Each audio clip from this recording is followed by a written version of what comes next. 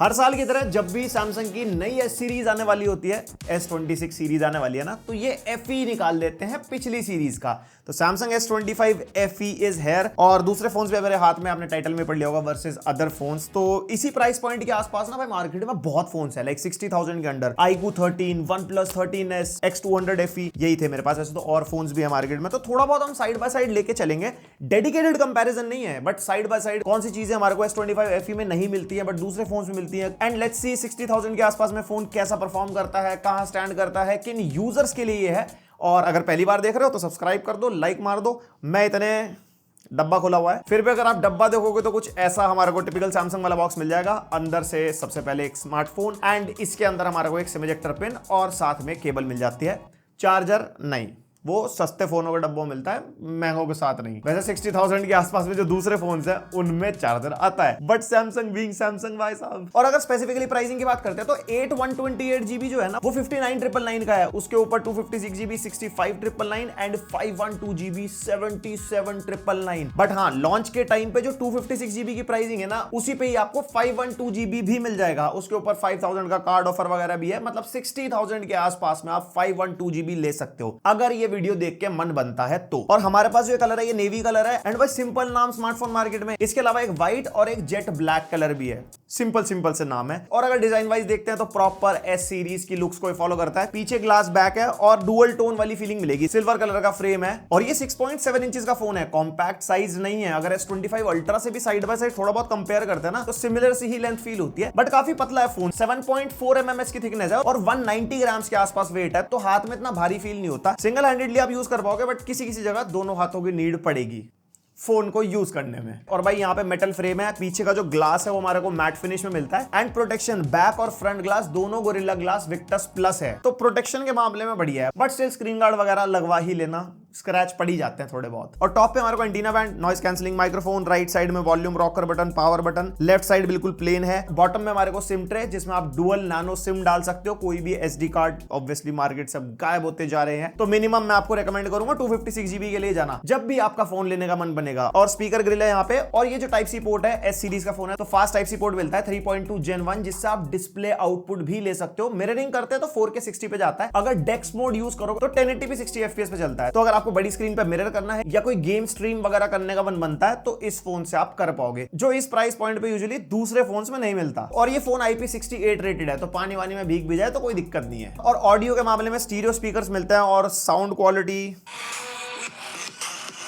अच्छी है, लाउड है, क्लियर भी है, स्टीरियो सेपरेशन वगैरह फील होता है। और साथ में डॉल्बी एटमॉस का सपोर्ट है, डॉल्बी एटमॉस की सेटिंग्स वगैरह हमारे को मिल जाती हैं। ओवरऑल साउंड के मामले में डिसअपॉइंट नहीं करेगा, लेकिन एक चीज मैंने जो फील करी, इसके अंदर ब्लूटूथ ऑडियो कोडेक के अंदर SBC और AAC कोडेक ही है at the price point of 60,000 rupees. Other phone जो भी मैं आपको बता रहा था सबके अंदर हमारे को LDAC, LHDC वगैरह मिलता है, इसके अंदर वो नहीं है। अगर आप TWS वगैरह यूज कर रहे हो with high res audio, LDAC या LHDC सपोर्ट वाला, तो पूरी फीलिंग आप इस पे नहीं ले पाओगे। और हैप्टिक्स अच्छे फोन के प्रीमियम वाले फील होते हैं, टाइपिंग वगैरह करोगे एकदम बढ़िया जिग वाली फीलिंग आती है। Then coming on to the display, 6.7 inches की डायनामिक एमोलेड 2X डिस्प्ले मिलती है विद 120 हर्ट्ज का refresh rate with full HD plus resolution. वैसे 1.5K तक पैनल्स वगैरह मिलते हैं हमारे को, जो कि एक अपर एज मिलता है हमारे को अदर फोन्स में। लेकिन अगर मैं आपको बताऊं, जैसे मैं S25 अल्ट्रा यूज कर रहा हूं, मैं उसमें ज्यादातर फुल HD प्लस पे रखता हूं फॉर बेटर बैटरी बैकअप। तो यहाँ पे फुल HD प्लस में भी ऐसी कोई दिक्कत आती नहीं है, चलाने में बढ़िया फील होता है। और बेजल्स वगैरह काफी पतले मिलते हैं, 89.2% स्क्रीन टू बॉडी रेशियो है। और ये ना LTPS डिस्प्ले है, LTPO होनी चाहिए थी भाई। 65,000 के आसपास का फोन है, इसी प्राइस पे OnePlus 13s और X200 FE में हमारे को LTPO डिस्प्ले मिलती है, जो 1 हर्ट्ज तक आ जाती है। बैटरी सेविंग में काफी हेल्प करती है। और ये 8-बिट डिस्प्ले है और साथ में PWM डिमिंग पे कोई भी इंफॉर्मेशन नहीं है। बेसिकली इसमें फायदा देता है, जब आप लो ब्राइटनेस पे डिस्प्ले यूज कर रहे होते हो तो फ्लिकरिंग वगैरह होती है, तो आई स्ट्रेन वगैरह नहीं पड़ता। उसमें सैमसंग कभी बात करता ही नहीं है इस सब के बारे में। और कलर गैमेट अच्छा है डिस्प्ले का, 100% sRGB, 88% P3। और हाई ब्राइटनेस मोड पे हम टेस्ट करके देख रहे थे, मैक्सिमम 950 निट्स तक की ब्राइटनेस जाती है इसकी। ब्रांड मेंशन नंबर की बात मैं कभी नहीं करता, बिकॉज ये रियल टाइम टेस्टिंग है, जो आप रियल लाइफ यूज केस में देखोगे। इंडोर यूज करते तो कोई दिक्कत ही नहीं है, इवन आउटडोर में भी बढ़िया विजिबल रहती है, ब्राइटनेस के मामले में कोई दिक्कत नहीं है। और साथ में ऑलवेज ऑन डिस्प्ले भी है, HDR10+ का भी सपोर्ट मिलता है, यूट्यूब पे 4K 60 HDR और नेटफ्लिक्स में भी HDR HDR10 का सपोर्ट मिलता है, साथ में वाइड बैंड L1 का सपोर्ट है, तो OTT पे फुल HD तक तो कंटेंट आप आराम से देख पाओगे। और जो HDR की परफॉर्मेंस भी है वो भी बढ़िया है, और कोई भी डॉल्बी विजन का सपोर्ट नहीं है, जो सैमसंग डिवाइसेस में हमारे को मिलता भी नहीं है। एंड जिस पे लोग सबसे ज्यादा बात कर रहे हैं, जो उसका प्रोसेसर है, Exynos 2400 मिलता है, एंड ये हमारा 10 कोर वाला प्रोसेसर है, साथ में LPDDR5X रैम और UFS 4.1 स्टोरेज, जो कि आपको सिर्फ 256GB और 512GB में मिलेगी। ये मेरे पास 128GB वाला है,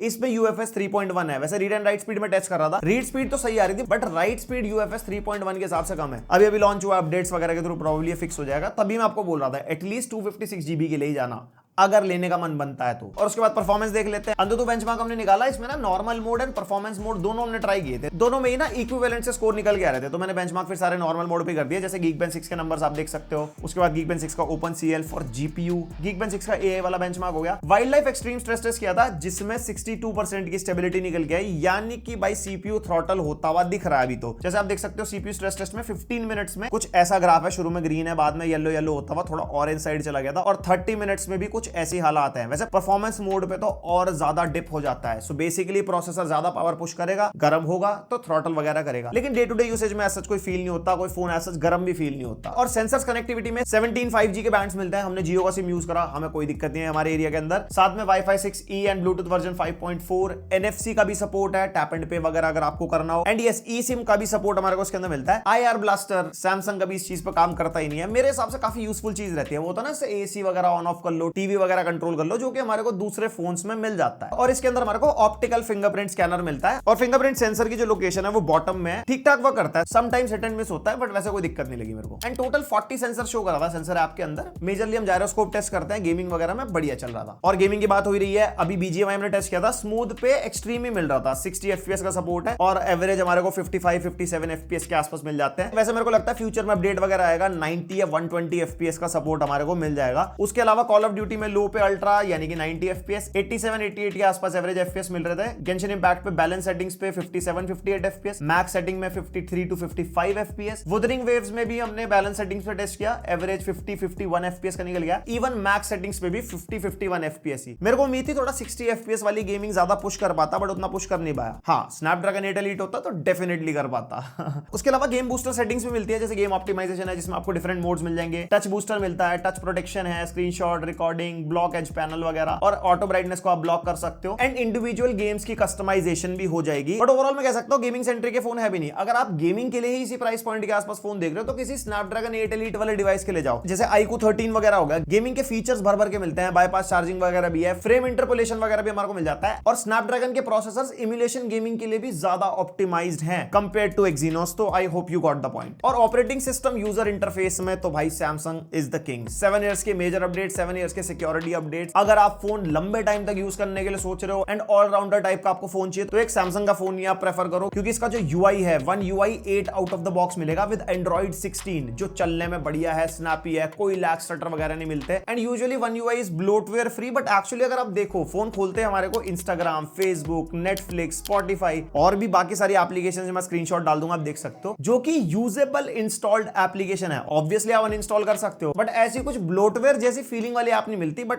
प्री इंस्टॉल्ड एप्स तो है ना यार। और सैमसंग डायलर हमारे को मिल जाता है, तो कॉल रिकॉर्डिंग वगैरह करोगे, सामने वाले को नोटिफिकेशन नहीं जाएगी, रिस्पॉन्सिबली रिकॉर्ड करना। उसके अलावा UI app opening closing animation बढ़िया, रैम मैनेजमेंट भी अच्छा है, कोई हीटिंग वगैरह फील नहीं होती नॉर्मल यूसेज में। और भाई नॉक्स सिक्योरिटी, नॉक्स वर्जन 3.12 अभी चल रहा है, जो आपको ऑब्वियसली सपोर्ट मिलेगा सिक्योरिटी अपडेट 7 इयर्स तक के। एंड नॉक्स सिक्योरिटी वाइज काफी बढ़िया है एंड्रॉइड फोन्स में स्पेसिफिकली। और सैमसंग डेक्स का सपोर्ट मिलता ही है, चाहे टाइप सी के थ्रू आप किसी स्क्रीन पे ले लो, या फिर PC पे भी आप कनेक्ट कर सकते हो वायरलेसली। और One UI 8 के सारे फीचर्स आपको मिल जाएंगे। इवन सैमसंग AI के जितने फीचर्स हैं वो भी सारे इस फोन में हमारे को मिलते हैं। हाँ, ऑडियो इरेजर जो हमारे को FE सीरीज में नहीं मिल रहा था, लेकिन इसके अंदर ऑडियो इरेजर मिलता है, जो बैकग्राउंड में से नॉइज वगैरह रिमूव कर देता है ना, वो वाला AI फीचर आपको इस फोन में भी मिलता है। एंड यूजर इंटरफेस वाले सेगमेंट में हैंड्स डाउन ये बेस्ट फोन है इस प्राइस पे। चाहे OnePlus 13s देख लो, X200 FE हो गया, या इवन iQOO 13 हो गया, नहीं स्टैंड करते भाई दूर दूर तक। एंड 45 वॉट की चार्जिंग से इसको चार्ज होने में 1 hour 10 मिनट्स के आसपास लगते हैं, और 15 वॉट की Qi2 वायरलेस चार्जिंग को भी सपोर्ट करता है, और 4900 mAh की बैटरी मिल जाती है। जितना मैं इसको यूज कर पाया, आराम से 1 दिन का बैकअप मिल जाता है बेसिक यूसेज के ऊपर। Screen on time user to user vary कर सकता है, कोई गेम खेलने वाला है, कोई नॉर्मली एप्लीकेशंस वगैरह यूज कर रहा है, कोई कॉलिंग बहुत ज्यादा कर रहा है, तो ये वेरी कर सकता है। 1 दिन का बैकअप आराम से निकल जाएगा। और आज की रेट में 5500 6000 mAh वगैरह बहुत कॉमन है मार्केट के अंदर, बट मेरे को ऐसा फील हुआ इसका 4900 mAh काफी ज्यादा ऑप्टिमाइज्ड है, तो मेरे को बैटरी बैकअप के मामले में कोई ऐसी दिक्कत हुई नहीं। Then coming on to the cameras, यहाँ पे 50 मेगापिक्सल का प्राइमरी कैमरा मिल जाएगा, 8 megapixel telephoto with 3x optical zoom and 12 megapixel का अल्ट्रा वाइड, और फ्रंट कैमरा भी हमारा 12 मेगापिक्सल का ही है। और फ्रंट और बैक दोनों से आप 4K 60 FPS पे रिकॉर्ड कर सकते हो। इवन बैक से तो 8K 30 FPS तक भी आप रिकॉर्ड कर सकते हो। कौन करता है, किसने किया है, कोई भी सैमसंग फोन यूजर हो मेरे को बताना। मेरे पास S25 अल्ट्रा है, मैंने उसके अंदर का भी 8K 30 FPS रिकॉर्ड किया नहीं, क्योंकि बहुत ज्यादा बड़ी फाइल बनती है एंड फोन काफी गर्म भी हो जाता है इतने बड़े रेजोल्यूशन पे रिकॉर्ड करने में। और ये इसका बैक कैमरा का वीडियो सैंपल है, प्राइमरी कैमरा से रिकॉर्ड कर रहे हैं 4K 60 FPS। और ये थोड़ी मतलब कम लाइटिंग है, लो लाइटिंग मान सकते हो।